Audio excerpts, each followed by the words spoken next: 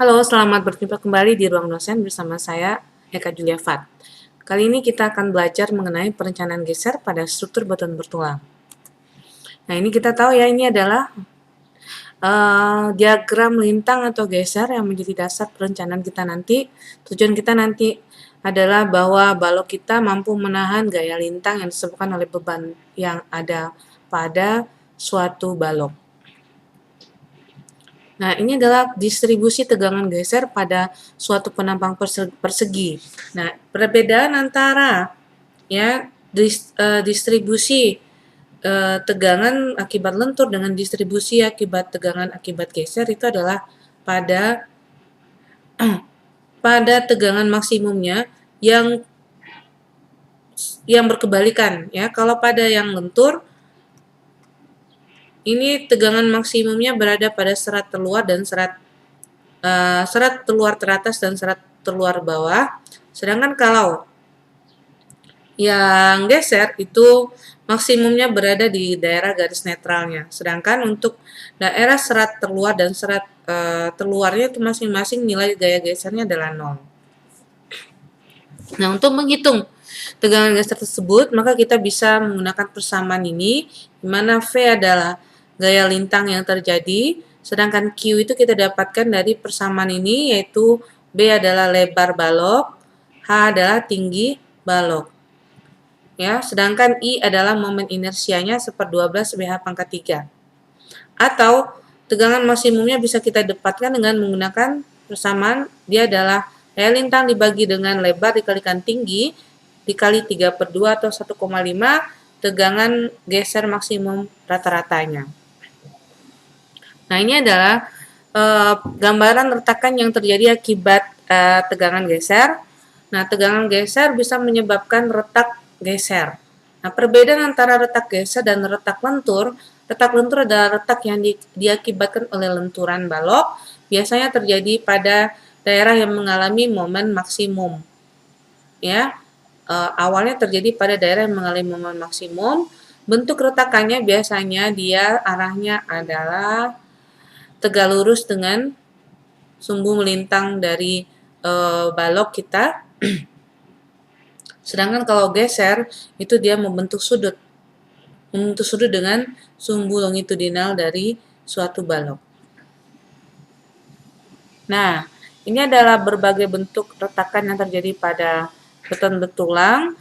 Ini bisa kita lihat di daerah yang di daerah tumpuan retakannya itu akan terjadi pada daerah tumpuan pertama kali, lalu kemudian menjalar di daerah gesernya.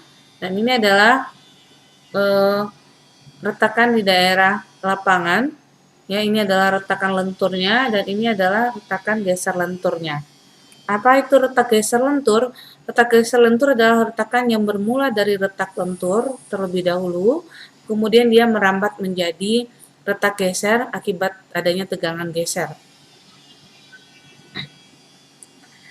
Nah, retakan miring pada balok beton bertulang juga bisa kita kategorikan menjadi dua bentuk. Yang pertama adalah keruntuhan geser dan geser tarik. Ya, ini geser ini dapat mengakibatkan kegagalan pada daerah tarik seperti ini. Ya, dia menyebabkan loss of bond ya atau hilangnya lekatan antara selimut beton dengan tulangan di sekitarnya.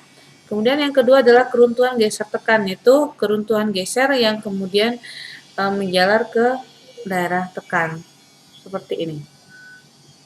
Nah, untuk tahanan geser sendiri ini bisa kita kategorikan disumbangkan oleh 3 kondisi. Yang pertama adalah tahanan geser yang disumbangkan oleh zona daerah tekan, ya di sini, ya geser pada zona tekan. Kemudian tahanan geser yang disumbangkan oleh agregat interlock, gaya dari agregat interlock atau kuncian antar agregat. Nah, kuncian agregat itu apa? Nah, kita tahu ya kalau di dalam beton itu tersusun atas agregat-agregat ya, agregat kasar, ada kerikil atau split. Nah, ini dia kalau di dalam beton dia akan saling melekat dan akan ada sudut-sudut tertentu yang akan saling mengunci satu dengan yang lainnya. Nah, kunciannya ini akan mengakibatkan gesekan satu dengan yang lain ketika diberi beban, dan itulah yang disebut dengan gaya atau interlock, agregat interlock, ya. Nah, kemudian ada juga sumbangan dari aksi tulangan longitudinal. Ya. Tulangan longitudinal atau memanjang itu akan menghasilkan suatu aksi dowel yang kemudian juga memberikan sumbangan terhadap tahanan total geser pada balok. Nah, ini kalau kita rangkum, kuat geser beton yang tanpa tulangan itu akan dipengaruhi oleh kuat tarik dari betonnya, kemudian rasio penulangan longitudinal beton, kemudian dia juga dipengaruhi oleh perbandingan antara jarak beban dengan tumpuan per D atau tinggi efektif dari balok kita ini, ya. D-nya A per D. Nah, kalau A per D-nya kecil dari 2, maka perlu perhitungan yang lebih detail. Tapi kalau A per D-nya lebih besar dari 2, maka rasio akan memberi pengaruh yang kecil pada tulangan geser. Nah, kuat geser beton juga akan dipengaruhi oleh ukuran balok. Semakin tinggi balok, maka tegangan geser juga akan menurun, ya.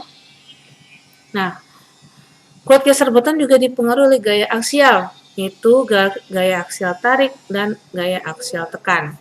Ya, ini akan untuk gaya aksial tarik itu akan menurunkan beban retak miring, sedangkan gaya aksial tekan dia akan meningkatkan beban retak miring atau menunda terjadinya retak lentur. Nah, kayak itu adalah yang tadi kita pelajari adalah mengenai kuat tekan geser yang disumbangkan oleh betonnya saja. Nah, bagaimana kalau di dalam beton itu sudah kita beri tulangan geser? Tulangan badan maksudnya, tulangan badan. Apa fungsi tulangan badan? Tulangan badan itu yang seperti ini, ya. Yang dia ada di tengah balok. Ini tulangan utamanya. Tulangan badan itu berada di badan balok. Nah, fungsinya apa? Adalah untuk menjamin agar kapasitas lentur penampang dapat dikembangkan maksimum, ya. Sehingga nanti mode keruntuhannya lebih bersifat daktil daripada brittle. Nah, dia juga berfungsi sebagai penjepit agar retak geser tidak melebar. Kalau misalnya terjadi retak geser pada badan balok. Ya. Nah, ini masih sudah kita bahas tadi, ya, geser itu disumbangkan oleh ini kuat geser daerah tekan, kuat geser akibat agregat interlock, kuat geser dari aksi dowel pada tulangan, dan kuat geser dari tulangan. Ya. Nah, tulangan gaya tahanan geser dari tulangan ini akan meningkat hingga tulangan sengkang nanti meleleh sehingga akan menyebabkan melebarnya retak yang terbentuk, ya. Nah, ini adalah bagaimana kita melakukan perencanaan geser berdasarkan SNI. Nah, pada intinya adalah bahwa beban yang diberikan tidak boleh lebih besar daripada tahanan balok yang terjadi. Nah, tahanan balok itu bisa diukur dari kuat geser nominal dikalikan dengan faktor reduksi geser. Faktor reduksi geser nilainya adalah 0,75. Nah, seperti ini. Sedangkan VU ini adalah kuat geser ultimate, ya, kuat geser ultimate. Nah, kuat geser ultimate ini kita peroleh dari kombinasi pembebanan, ya. Jadi VD yang maksimumnya, misalnya kalau kita punya beban mati, lalu ini ada beban hidup, maka ini harus kita kalikan dengan suatu faktor pembebanan seperti halnya pada lentur. Nah, baru kemudian bisa kita hitung, kita dapatkan VU-nya. Nah, VU-nya ini harus kita bandingkan dengan kapasitas dari penampang gesernya tadi. Ini cara menghitungnya, Ya, bagaimana cara menghitung VN atau kapasitas geser nominal penampang itu disumbangkan dari tahanan geser dari beton dan tahanan geser dari tulangan sengkang. VC-nya itu sendiri nilainya adalah ini. Ya, cara menghitungnya adalah 1/6 akar FC aksen. FC aksen ini apa? Kuat tekan beton. Sedangkan BW ini adalah lebar balok. Sedangkan D ini adalah tinggi efektifnya. Nah, kemudian VS itu adalah tahanan atau tahanan geser yang disumbangkan oleh tulangan sengkang. Cara menghitungnya adalah seperti ini. Ya. AV itu apa? AV itu adalah luas tulangan sengkang. F yield ini adalah tulangan, kuat leleh ya, kuat leleh tulangan. S ini apa? Jarak sengkang. Nah, AV ini ya lebih besar sama dari 1/3 BW lebar balok dikalikan dengan jarak sengkang per F yield ya, kuat leleh tulangan.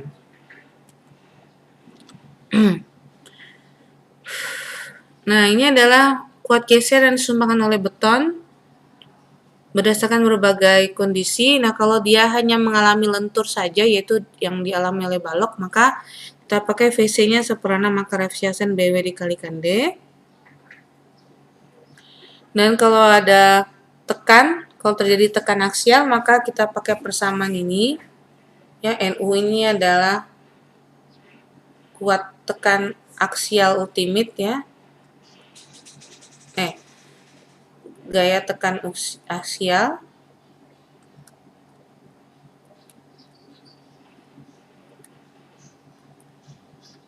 AG ini adalah luas grossnya ya. B dikalikan H. Nah, D ini adalah tinggi efektif penampang.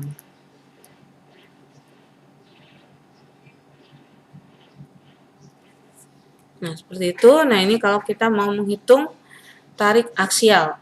Ya, kuat tekan tarik aksial. Kuat tarik aksialnya menggunakan persamaan yang ada di sini. Nah, kalau misalnya sengkang kita kebetulan adalah berupa sengkang berbentuk sudut, membentuk sudut atau miring, maka kita pakai persamaan ini untuk menghitung tahanan geser dari tulangan sengkangnya. Kita masukkan alfa atau kemiringan dari tulangan sengkangnya. Kalau misalnya alfanya 90 derajat, maka kita bisa langsung pakai persamaan ini. Kalau dia 45 derajat, pakai persamaan ini.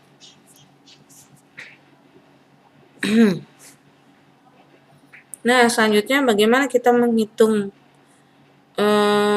menentukan jarak antar sengkang atau kebutuhan tulangan sengkangnya.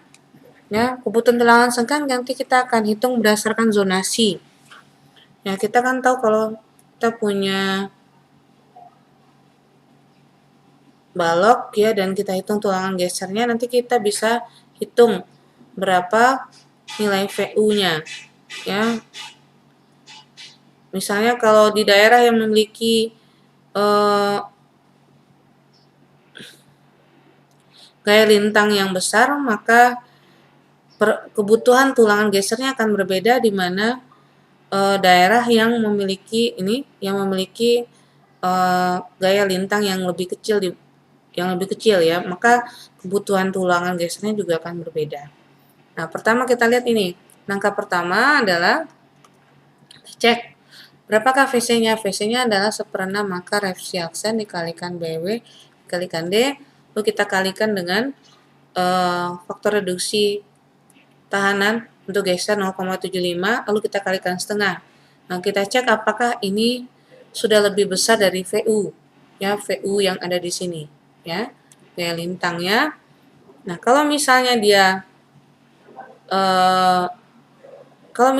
lebih besar, maka kita perlu tulangan sengkang. Kalau dia tidak, maka tidak perlu. Ya, selesai hitungannya. Kita cukup beri tulangan sengkang seadanya. Ya, jadi kalau misalnya kita ini kan perlu tulangan sengkang, maka kita lihat zonasinya. Yang mana zonasinya ini? Ya, lihat. Kita cek lagi berapa nilai VC-nya. Sepertiga ya 0,7 sepertiga atau 75 kali Fc per 1200 dikalikan WW dikalikan D. Kalau dia masuk ke zona 2, ya ini seharusnya misalnya ini zona 1, ini zona 2, ini zona 3, ini zona 4, dan ini zona 5 misalnya ya. Nah, kalau misalnya dia masuk ke zona 2, maka kita hitung berapa jarak sengkangnya. Kita misal bisa hitung AV-nya itu dari kita pakai baja tulangan diameter 10, maka kita bisa hitung berapa luas tulangan sengkangnya, nanti kita bisa hitung jarak antar sengkangnya. Oke. Nah, kalau dia masuk ke zona 3, ya, maka kita hitung menggunakan persamaan ini dan seterusnya. Ya, kalau misalnya dia masuk ke zona 4, maka kita hitung menggunakan persamaan yang ini. Nah, ya seperti yang tadi disampaikan, kalau sudah kita hitung zonasinya, maka baru kemudian kita hitung jarak sengkangnya tadi, ya seperti yang ada di situ, yang di zonasi tadi. Lalu kita hitung cek berapa, apakah sudah memenuhi tulangan sengkang minimum, ya menggunakan persamaan ini, ya. S-nya jarak sengkangnya tidak boleh lebih kecil dari ini, ya jarak sengkang minimum, ya jarak sengkang minimum.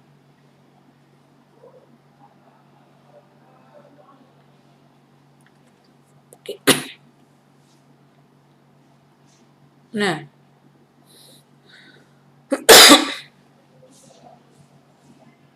oke. Nah, jadi seperti itu ya. Kalau ingin kita menghitung geser, pertama kali tentu kita harus hitung dulu berapa